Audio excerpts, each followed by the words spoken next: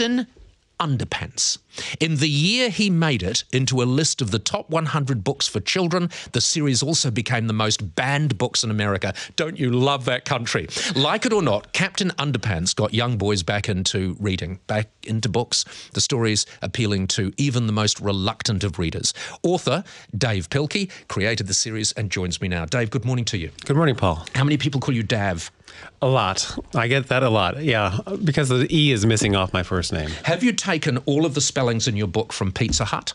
No, I have not. No, but the spellings in the book, sometimes in the comics that appear inside the books, are spelled phonetically, because I know I have a lot of reluctant readers, kids who are just beginning to learn to read, and they have problems with the big words. So when they read the word spelled phonetically, they get a sense of accomplishment because, hey, I read this all by myself. Yeah. Does this stem from the fact that you obviously had a lot of problems learning to read? You're dyslexic and ADHD. That's right, yes, yeah. I had a lot of trouble in school, and especially when it was time to pick out a book to read. I just had no interest in reading anything from the library. I preferred reading comic books and...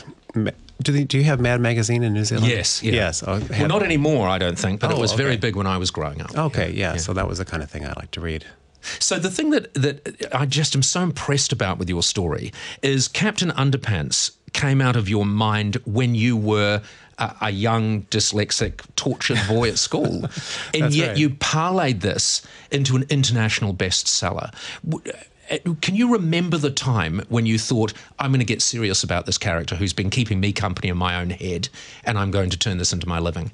Yeah, I was probably about 22, and I was traveling around the state of Ohio, where I'm from, in the United States, and I was doing a lot of school visits, and I was talking about myself as a kid, getting sent out into the hallway because I was misbehaving in class, and I told everyone in my class about how I would sit out there and draw these comics about Captain Underpants, and the room would just explode with laughter. The kids, everyone would they would be so crazy about this character, and I'd have to draw a picture of him, and they would laugh so hard. And then at the end, they didn't care about the book that I had just written. They were all like, oh, are you ever going to do a book about Captain Underpants? And that's when I decided that might be a good idea.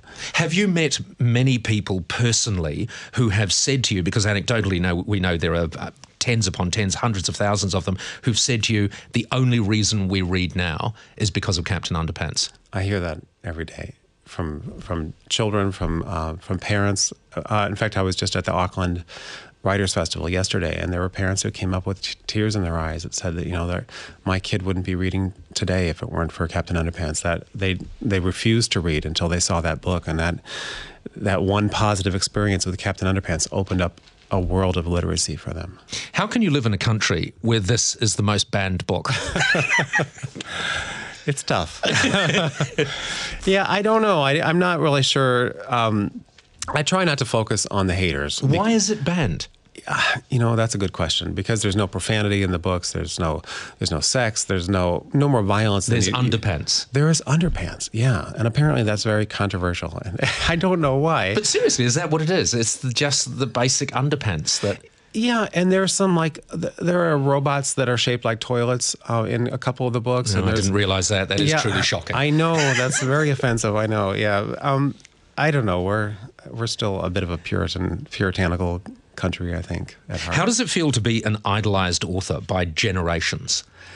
It feels great, and it makes me feel incredibly old, too. I just had my first, last year, my first parent come in who grew up reading my books, and they had their child with them who was also a fan. That's the thin end of a nasty wedge. Yeah, it's called life. Yeah, it's never going to get better. Yeah. Dave, it's wonderful, and for people that didn't hear me give the whole story out, it was one of your first jobs at Pizza Hut, was it? And someone had misspelt the badge. That's right. Yeah. So Dave was spelt D-A-V. That's right. They must have been dyslexic. Don't you hate dyslexics?